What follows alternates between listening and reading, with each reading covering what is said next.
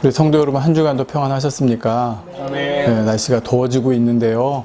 오늘도 행복한 주일 되시기 바랍니다. 아멘. 우리가 지난 시간에는 복음이란 무엇인가에 대해 살펴보면서 복음을 크게 세 가지 분야로 나누어 말씀을 드렸습니다.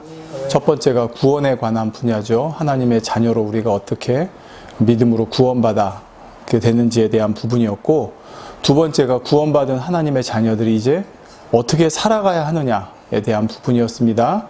또 마지막 세 번째가 이제 우리가 영생을 살게 되는데 영원히 살게 될 그 삶에 대한 그 부분을 또 세 가지 이렇게 해서 말씀을 드렸습니다. 자, 오늘부터는요, 이 세 가지 분야 중에 두 번째 분야, 구원받은 하나님의 자녀들이 이제 어떻게 살아가야 하느냐에 대한 부분을 좀 이렇게 하나하나 좀 구체적으로 살펴보려고 합니다. 로마에 가면 로마의 법을 따르라는 말이 있습니다. 우리가 이제는 하나님의 자녀가 되었기 때문에 하나님의 법을 따라야 하는 것입니다. 아멘. 이전에 세상에 살던 방식이 아니고 이제 그러한 방식이나 그러한 구습은 다 벗어 던지고 하나님의 자녀로 살아가는 방식에 따라 새 사람을 입어야 하는 것입니다. 아멘. 근데 사실 제가 오늘 이 말씀을 이렇게 준비하게 된 어떤 계기가 하나 있습니다. 저랑 같이 일하시는 분이 계신데요. 이분이 뭐 사회적으로도 그만큼 그러니까 어느 정도 위치에 있으셨고, 그래도 또 사회적으로 위치가 있다는 많은 분들과 교제와 교류를 하고 계신 그런 분이었습니다. 근데 이제 이분이 제가 주혜종 사역을 하는 거를 아시기 때문에 가끔 이제 물어보세요. 기독교에 대한 것도 물어보시고, 기독교인들에 대한 어떤 삶에 대한 부분도 이제 물어보시는데, 어느 날 갑자기 저한테 이런 말씀을 하시는 거예요.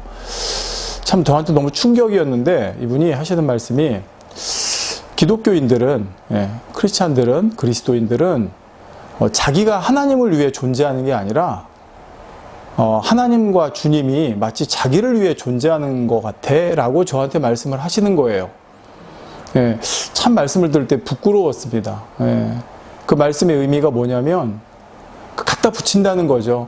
자기가 볼 때 영 아닌 삶을 사는데 그럼에도 불구하고 거기다가 하나님 갖다 붙이고 주님 갖다 붙이면서 하는 그 모습을 보면서 그냥 어떤 자기들의 삶을 위해서, 어떤 자기들의 어떤 자신을 위해서 하나님과 주님을 끌어다가 이렇게 쓰는 그런 모습인 것 같다고 말씀을 하시는 거였습니다. 물론 뭐 그분이 말씀이 다 옳은 게 아니고 모든 그리스도인들이 다 그렇다는 게 아니었지만 그분이 볼 때 이제 그런 부분들이 좀 보였던 것 같아요. 그래서 우리가 어떻게 세상에서 정말 주님 말씀대로 빛과 소금 역할을 하며 살아가야 되느냐.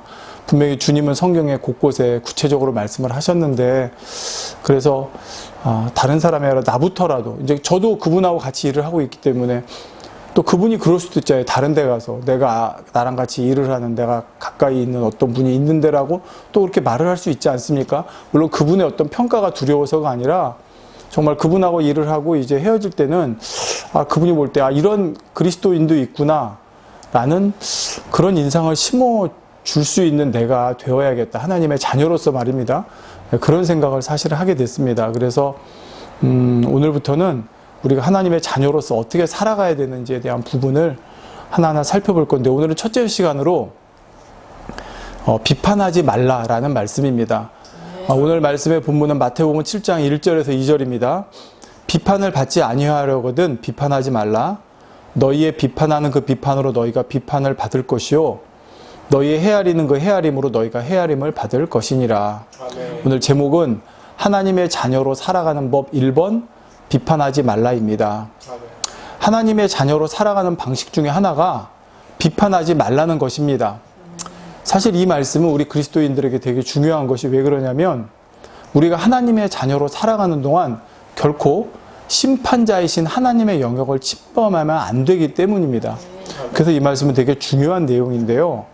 우리가 비판이라는 단어를 사전에 찾아보니까 현상이나 사물의 옳고 그름을 판단하여 밝히거나 잘못된 점을 지적함이라고 합니다.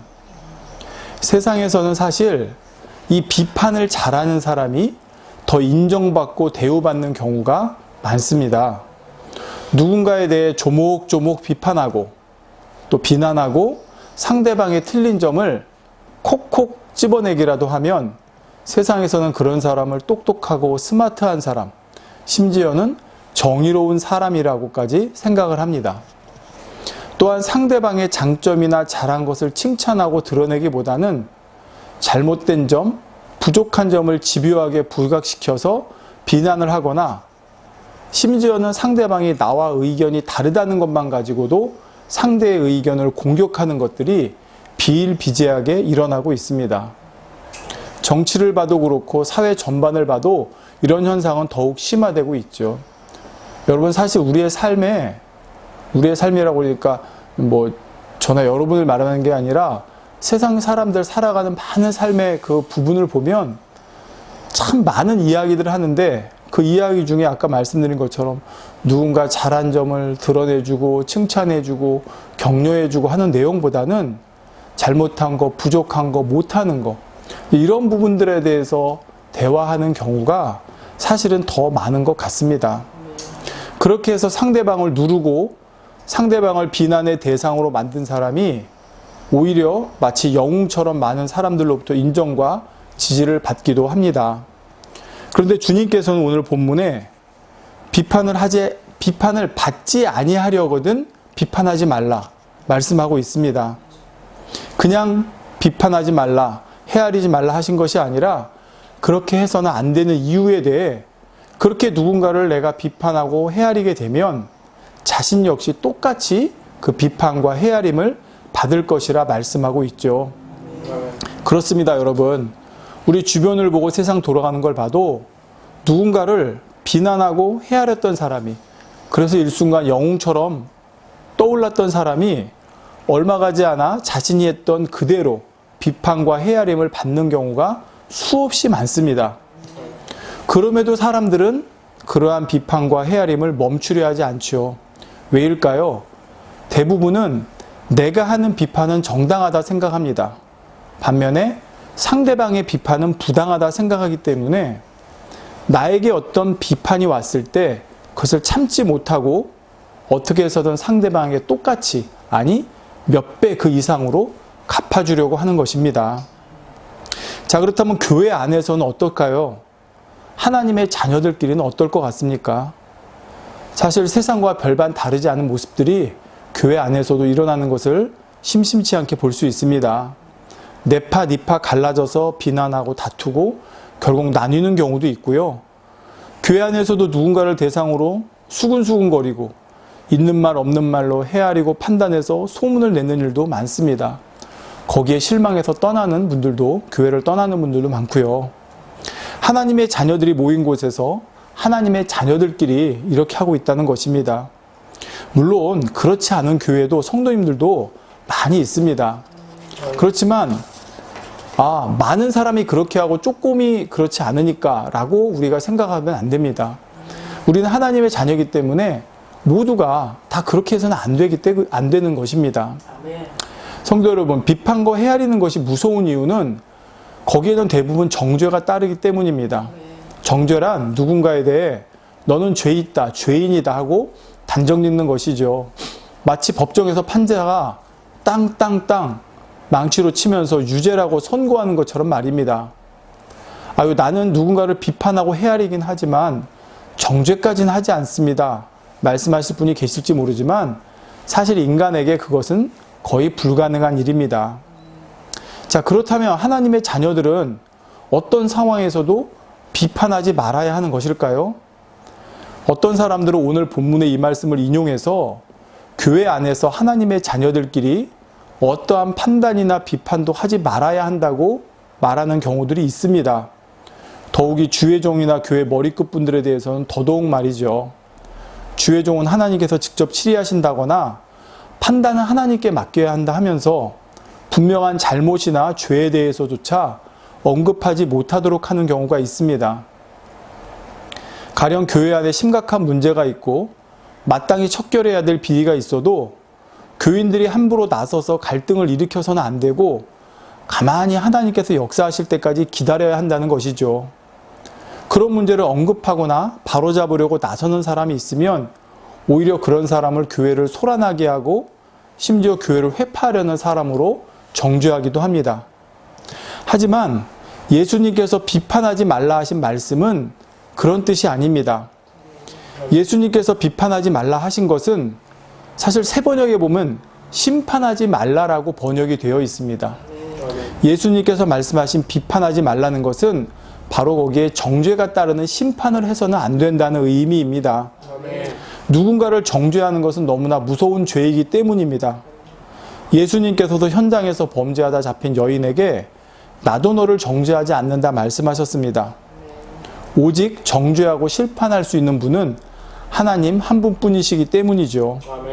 그러므로 비판하지 말라는 말은 정확하게 말하면 누군가를 정죄해서 마치 내가 심판자 된 것처럼 해서는 안 된다는 말씀입니다. 어떤 명백한 잘못이나 죄에 대해서 무관심하거나 참견하지 말고 그냥 방치해 두어야 한다는 뜻은 아니라는 말이죠. 그러므로 경우에 따라서는 상대방의 잘못이나 죄에 대해 지적하고 권면할 수도 있어야 합니다. 그럼에도 내가 그럴 자격이 있는가? 먼저 이것을 생각해 보는 것이 우리에게 필요합니다. 오늘 본문에 이어지는 내용의 뒤에 보면 내 눈에 있는 들보를 빼내고 나서야 형제의 눈 속에 있는 티를 빼라고 말씀하고 있습니다. 맞습니다. 우리가 건전하다는 말이 좀 그럴 수 있지만 건전한 비난이나 비판 정확하게 말하면 정죄나 심판이 따르지 않는 말 그대로의 어떤 비판이나 건전한 지적이나 권면은 있을 수 있습니다. 그렇지만 그것이 삼가 조심해야 하기 때문에 예수님께서는 이 말씀 뒤에 내 눈에 들보를 빼내고 나서야 형제의 눈에 티를 빼라 말씀하고 있는 것입니다. 사실 그렇게 따지면 우리 중에 누구도 그렇게 할 수 있는 자격이 없습니다. 맞습니다. 우리 중 누가 내 눈에 들보를 다 뺐다고 그렇게 자신하고 형제의 눈에 티를 빼려고 할 수 있겠습니까? 그런데 성경에 보면 예외적인 경우가 있습니다. 자, 어떤 경우냐면 내가 하는 것은 안 되지만 내 안에 계신 성령이 역사하시는 것은 가능합니다. 즉 내가 하는 것은 사람이 하는 거기 때문에 거기에 정죄가 따를 수 있고 심판이 따를 수 있고 자격이 없지만 내 안에 계신 성령께서 역사하셔서 하는 것이라면 성령님은 충분히 그럴 자격을 하나님이시기 때문에 당연히 그럴 자격을 가지고 계시기 때문입니다. 그래서 성경에도 보면 성령의 역사를 따라 누군가를 책망하는 장면들도 나오지 않습니까? 예.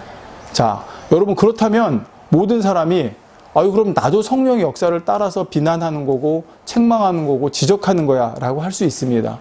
그렇지만 그것이 또 누구에게나 성령의 역사를 쫓아서 다 그렇게 한다고 말을 할 수가 없는 거죠. 자, 이 부분에 대해서는 앞으로 차차 살펴보도록 하겠는데 사실 대부분의 사람들은 본인이 성령의 역사를 받아서 말하는 것이라고 하지만 사실은 스스로가 하나님 자리에 앉아서 판단하고 정죄하고 심판하는 우를 범하는 경우가 많다는 사실입니다. 성령께서 역사하시는 경우에는 어떠한 감정이나 정죄가 개입되지 않지만 사람이 하는 경우에는 감정이 들어가고 결국 정죄하는 죄를 범하게 되는 것이죠. 이 차이점이 무엇인지에 대해서는 차차 설명을 드리도록 하고 오늘은 본문 말씀에 집중해서 먼저 왜 우리가 형제끼리 하나님의 자녀들끼리 비판하면 안 되는지에 대해서 살펴보라고 합니다.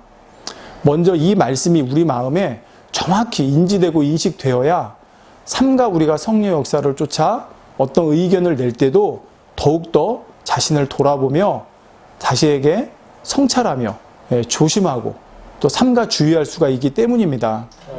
자, 그럼 지금부터 우리가 왜 하나님의 자녀들로서 하나님의 자녀들끼리 누군가에 대해서 비판하면 안 되는지를 살펴보는데 그 전에 먼저 제가 어릴 적에 겪었던 이야기 한 가지를 말씀드리려고 합니다.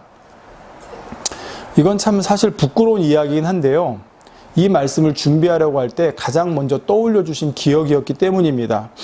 제가 초등학교 시절에 어머님도 학교 선생님이시고 아버님도 사업차 밖에 계셨기 때문에 사실 제가 집에서 동생들을 이제 돌봐야 되는 경우들이 많이 있었습니다. 제가 동생들에게 아주 좋은 오빠나 형은 아니었습니다. 하지만 제가 어린 나이였으나 그래도 동생들을 부모님 안 계실 때 돌봐야 하고 보호해야 된다는 생각, 또 동생들이 바르게 생활하도록 이끌어줘야 한다고 하는 어떤 일종의 책임감이 있었던 것 같습니다. 그러던 어느 날 저랑 5달 터울 나는 남동생이 있는데요. 그날따라 그 동생이 제 말을 좀 잘 듣지 않았습니다. 제가 초등학교 때였으니까 그 동생이 초등학교 들어가기 전이었던 걸로 기억하는데, 그 어린아이가 형 말을 잘 들으면 얼마나 잘 듣겠고 안 들으면 또 얼마나 안 듣겠습니까? 뭐 개구장이니 야 집에 들어와 빨리 해도 조금만 더 놀게 할 수 있는 거고, 야 빨리 씻고 엄마가 숙제하라고 한 거 숙제해 공부해 해도 뭔가 이 핑계 저 핑계로 놀고 싶은 나이죠. 그런데 그날은 제가 왜 그랬는지 그처럼 말을 잘 듣지 않는 동생에게 매를 대었습니다. 사실 어린 제가 어린 동생에게 매를 든다는 것이 너무나 우습고 맞지 않는 일이지만, 제가 그때는 작은 막대기로 동생의 종아리를 때렸던 기억이 납니다. 지금 생각해보면 너무 잘못된 행동이었죠.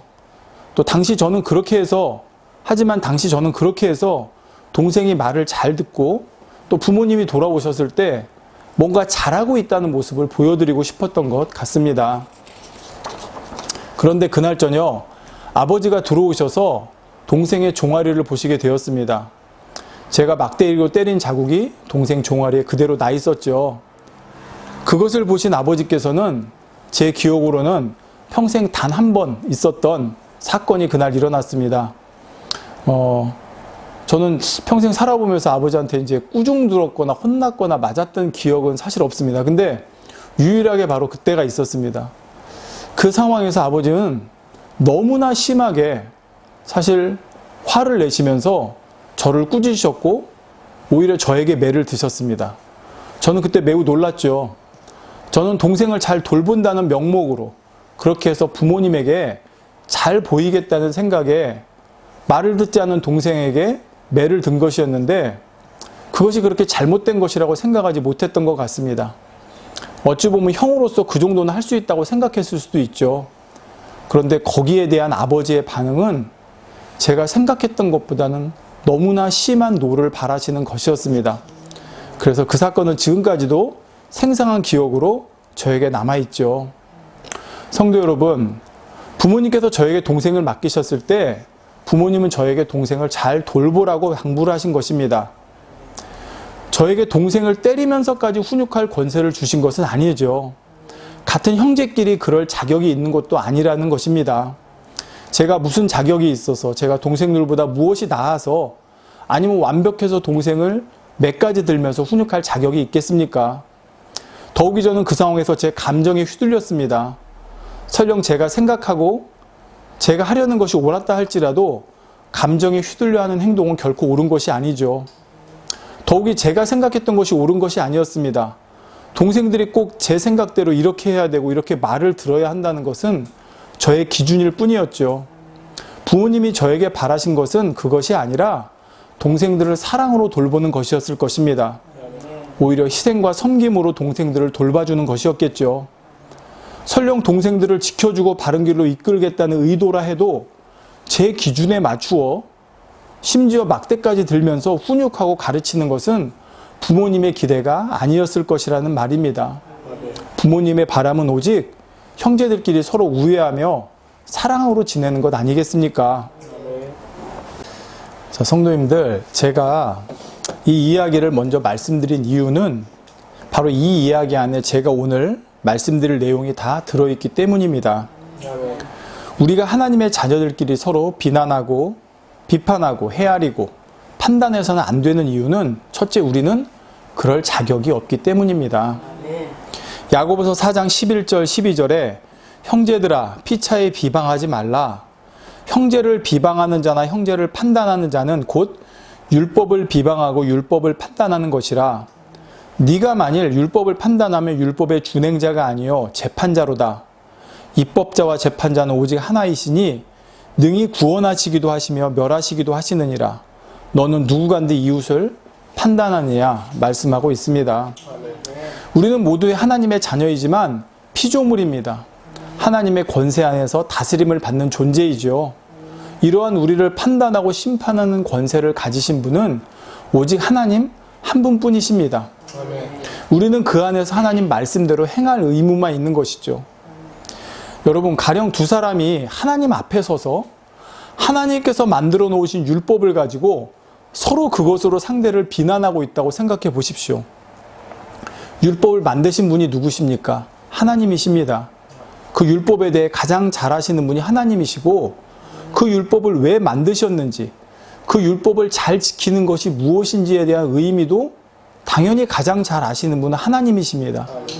그런데 바로 그러한 하나님 앞에서 자녀들끼리 그 하나님께서 만들어 오신 율법을 가지고 자기식대로 해석해서 그것으로 상대를 비난하고 있다고 생각해 보시기 바랍니다.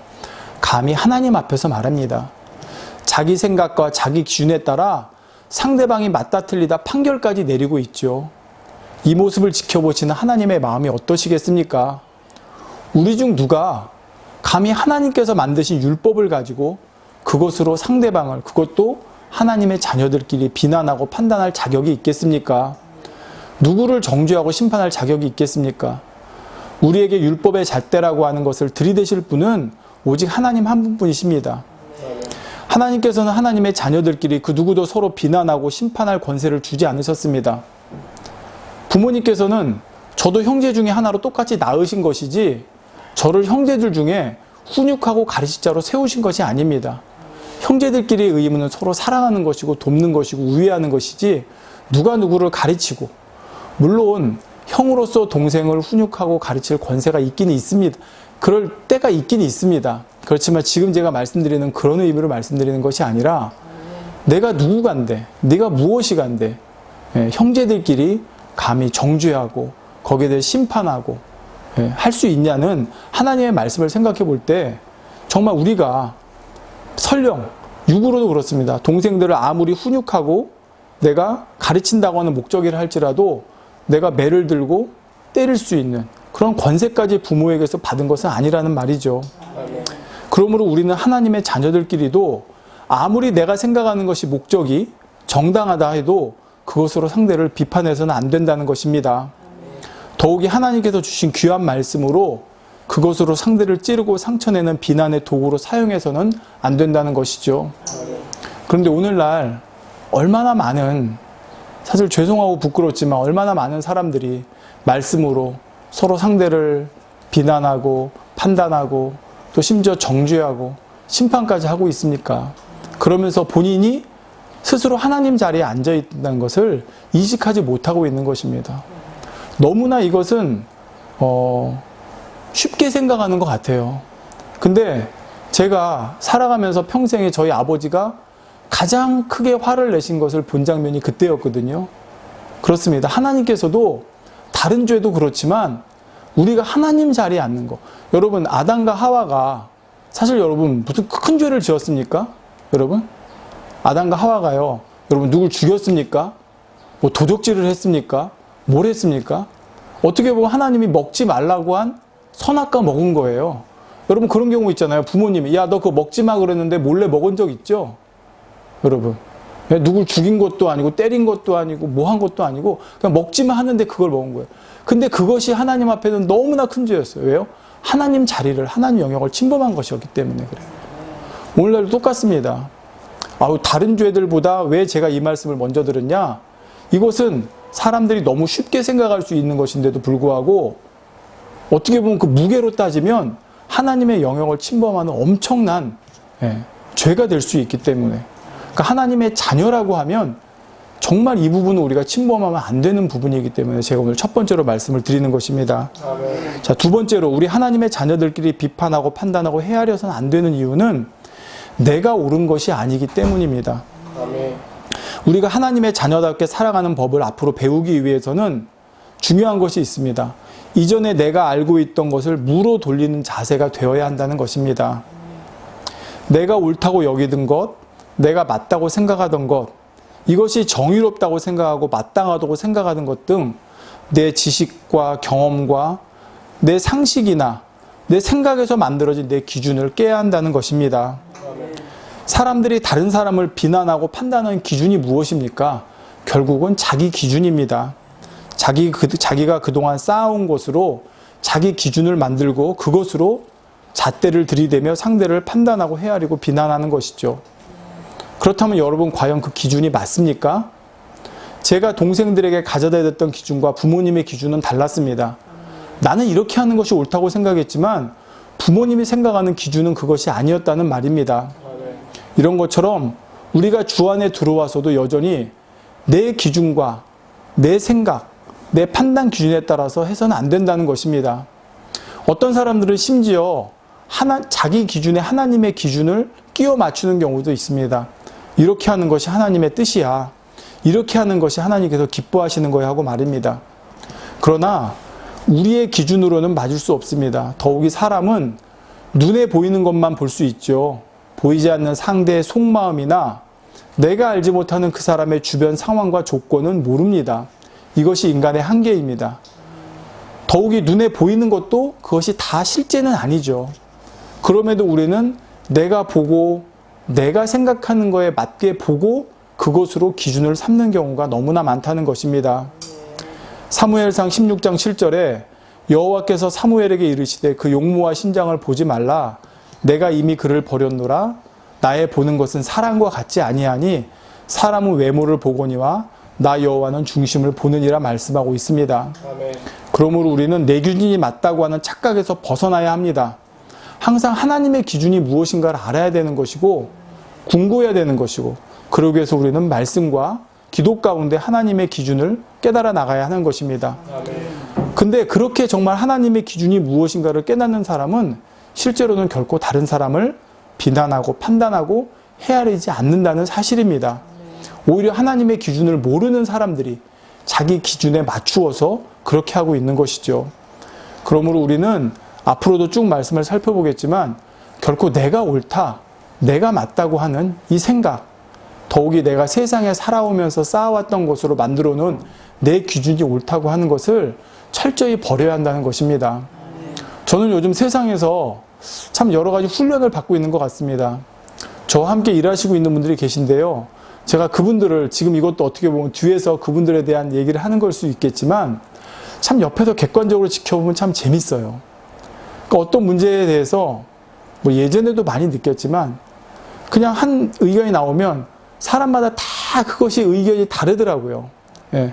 근데 누구도 그것을 굽히려고 하지 않습니다. 아, 그래서 중재자가 필요한 거고 절대적인 기준이 필요하겠구나라는 생각도 하게 되는 것입니다. 여러분, 가정에서는 어떻습니까? 예, 직장에서는 어떻습니까? 친구들끼리는 어떻습니까? 정말 나는 내 기준이 옳다고 끝까지 주장하고 있지 않는가? 예. 여러분, 세상에서도 최근에 야당의 당대표가 아주 젊은 분으로 바뀌었죠. 예. 왜 그럴까요? 예. 왜 그런 현상이 일어났을까요? 예. 기존의 그 정치인들의 가지고 있던 사람들에 대한 불신이 아닐까 싶습니다. 예. 그들이 그동안 해왔던 방식, 그들이 그동안 추구했고, 그들이 이루고자 했던 그 방식에 대한 사람들의 불신이 쌓여서 이렇게 된 것이겠죠. 예. 우리가 생각할 때 절대적인 기준은 없습니다. 예. 그 절대적인 기준이 내가 옳다고 했을 때 그것이 결국 사회적인 문제를 일으켰고 지금의 이렇게 획기적인 변화에까지 이르게 되는 과정인 것을 보게 됩니다. 제가 말씀드리는 건 다른 것이 아닙니다. 주 안에서도 서로가 서로의 의견을 내고 토론하고 대화하는 거 너무나 좋습니다. 그렇지만 거기에 절대적으로 내 의견이 옳다고 하는 것도 없다는 것입니다. 그래서 주 안에서 어떤 결정을 내릴 때는 우리 안에 계신 동일한 한 분이 계십니다. 누구시죠? 성령님이십니다. 아멘. 바로 그 성령님의 역사 가운데 우리의 의견이 모아질 수 있도록 함께 기도해야 되는 것이고 하나님께 맡겨야 하는 것입니다. 아멘. 자, 이제 세 번째로 우리 하나님의 자녀들끼리 서로 비난하고 비판하고 헤아리고 판단해서 안 되는 이유는 우리는 서로 사랑해야 하는 한 형제 자매이기 때문입니다. 아멘. 제가 어릴 적 만약 부모님이 제가 동생들에게 적용했던 기준을 그대로 저에게도 적용하셨다면 아마 저는 매일같이 매를 맞아야 했을 수도 있을 것 같습니다. 그러나 부모님은 저에게 그렇게 하지 않으셨습니다. 그리고 부모님이 저에게 원하신 것도 동생들에게 또한 그렇게 하지 않기를 원하셨던 것이죠. 요한복음 15장 12절에 내 계명은 곧 내가 너희를 사랑한 것 같이 너희도 서로 사랑하라 하는 이것이니라 말씀합니다. 하나님께서는 우리에게 원하시는 것이 바로 이것입니다. 말로만 너희 서로 사랑해 하신 것이 아니라 먼저 우리를 사랑하시는 것을 보여주셨습니다. 독생자 아들을 내어주시는 희생을 통해서 말입니다. 우리도 바로 그러한 사랑을 하라고 말씀하십니다. 요한일서 4장 7절 9절에 사랑하는 자들아 우리가 서로 사랑하자. 사랑은 하나님께 속한 것이니 사랑하는 자마다 하나님께로 나서 하나님을 알고 사랑하지 아니하는 자는 하나님을 알지 못하나니 이는 하나님은 사랑이심이라. 하나님의 사랑이 우리에게 이렇게 나타난 바 되었으니 하나님이 자기의 독생자를 세상에 보내심은 저로 말미암아 우리를 살리려 하심이니라 말씀했죠. 그렇습니다. 우리가 누구를 사랑하지 않기 때문에 비난하고 비판합니다. 여러분이 정말 사랑하는 사람이 있으면 어떻습니까? 우리가 세상 말에도 뭐 눈에 콩깍지가 씌운다는 말 하잖아요. 그 사람의 잘못된 점이나 심지어는 단점이나 못하고 있는 것까지도 다 좋게 보이는 것입니다. 왜요? 사랑하기 때문에. 물론 그것이 온전한 사랑이라는 건 아니지만 세상에서 말하는 지금 그런 얘기를 말씀드리는 것입니다. 세상에서도 사랑하면 그 사람의 그 다 좋게 보인다고 하는데 하물며 주 안에서 어떻겠습니까? 우리가 정말 사랑한다고 하면 누군가를 비난하고 비판하고 험담할 수는 없다는 것입니다. 우리가 하나님의 자녀들끼리 비난하고 비판하고 있다는 것은 우리가 하나님의 사랑도 하나님의 은혜도 모르고 있다는 증거입니다. 요한일서 4장 21절에 누구든지 하나님을 사랑하노라 하고 그 형제를 미워하면 이는 거짓말하는 자니 보는 바 그 형제를 사랑치 아니하는 자가 보지 못하는 바 하나님을 사랑할 수 없느니라 말씀합니다. 성도 여러분, 우리가 사랑하는 사람 비판할 수 없고 판단할 수 없고 헤아릴 수 없습니다. 오히려 사랑은 상대의 허물을 덮어주는 것입니다. 우리도 이러한 마음을 가진다고 하면 굳이 내가 누구를 비난했을 때 그 비난이 나에게 돌아올까 봐, 누구를 헤아렸을 때 그 헤아림이 나에게 돌아올까 봐 비난하지 않고 헤아리지 않는 것이 아니라 사랑하기 때문에 차마 정말 누구를 판단하고 비난하고 헤아릴 수가 없다는 것입니다.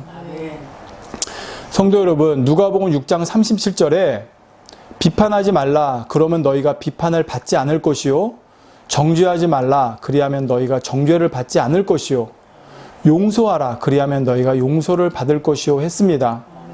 이 말씀은 우리가 하나님의 심판대 앞에 섰을 때 너무나 중요한 말씀입니다. 우리가 비판하지 말고 정죄하지 말아야 하는 이유는 우리 또한 심판대 앞에 섰을 때 내가 했던 비판과 정죄함으로 내가 비판받고 정죄받지 않기 위해서입니다. 만약 하나님께서 우리가 행한 그대로 우리를 비판하고 정죄하신다면 우리 중에 누가 살아남을 수 있겠습니까? 하지만 우리가 형제를 비판하지 말고 헤아리지 말아야 되는 더욱더 근본적인 이유는 아버지 하나님 편에서 생각하면 답이 나옵니다. 하나님 편에서 우리 모두는 다 똑같은 하나님의 자녀입니다. 그런 자녀들끼리 서로 싸우고 판단하고 미워하고 정죄한다면 그 모습을 바라보시는 아버지의 마음이 얼마나 슬프시겠습니까? 물론 누구는 아버지 하나님의 속을 썩이고 마음을 아프게 하고 있는 자녀일 수 있고 그런 자녀를 위해서 그런 자녀를 향해서 너 그러지 말라고 말은 할 수 있습니다. 하지만 그럼에도 불구하고 그 사람조차도 하나님께서 자녀 삼아 주시기 위해서 독생자를 내어주셨다는 사실을 잊어서는 안 됩니다. 그러기 까닭에 우리는 그를 정죄해서는 안 되는 것이고 포기해서는 안 되는 것입니다. 우리 중 누가 누구를 비난하고 정죄하고 포기할 수 있겠습니까? 우리는 항상 하나님께서 먼저 우리에게 주신 사랑을 기억해서 그 사랑 안에 거할 수 있는 저와 여러분이 되었으면 좋겠습니다. 그리고 오늘 말씀을 통해서 내가 정말 하루를 살아가면서 누구에 대한 비판이 나오려고 할 때, 누구에 대한 험담이 나오려고 할 때 오늘 말씀을 다시 한번 생각해 보시기 바랍니다. 첫째가 뭐였죠, 여러분? 둘째가 뭐였죠? 셋째가 뭐였죠? 이 말씀을 여러분 마음에 꼭 기억하셔서 정말 내 마음에 누군가를, 여러분 가족끼리도 그래요. 가족끼리도 너무나 가깝기 때문에 때로는 너무나 쉽게 비난하고 지적하고 책망하는데 그것 또한 우리가 하나님의 자녀로서 생각해 본다 그러면 삼가 주의하고 아니 하지 않아야 되는 모습이라는 것입니다. 오늘 말씀을 통해서 우리가 누군가를 비판하려고 하는 이 마음을 벗어내고 정말 하나님의 뜻 가운데 사랑해 나갈 수 있는 저와 여러분 모두가 될 수 있기를 부탁드립니다.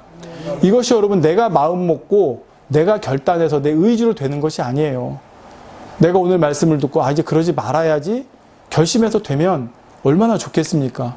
그래서 우리는 기도하며 성령의 능력을 구해야 되는 것이고, 성령께서 바로 그럴 때마다 내 마음에서 이 말씀을 떠올려 주시고, 이 말씀으로 내 마음을 붙잡아 주시고, 나를 주관해 주셔서, 능력 주셔서 능히 내가 비판하고 비난하고 정죄하고 헤아리는 자가 아니라 사랑하는 자가 될 수 있다는 것입니다.